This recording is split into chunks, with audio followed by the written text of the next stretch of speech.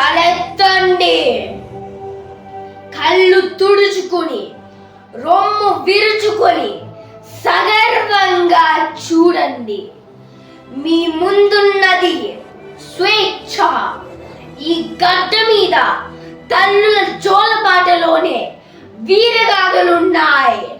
ఈ దేశం చేసిన యుద్ధం పురాణమైంది. ఈ దేశం చిందించిన నెత్తురు ఇతిహాసమైంది. ప్రపంచానికి ముక్తి నేర్పింది మనం, ఇక విముక్తి నేర్పుదాం. బతుకు నేర్పింది మనం, ఇక స్వేచ్ఛ నేర్పుదాం. భరతమాత బానిసను చేసి వ్యాపారం చేస్తున్న ఈ తెల్లదుర్ల తలలు తెంచుతూ తరిమి కొడుదాం.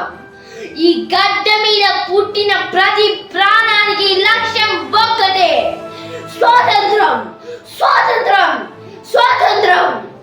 ఆ స్వాతంత్రం కోసం యోధుడు వదిలిన ప్రాణం యుద్ధంలా పుడుతుంది.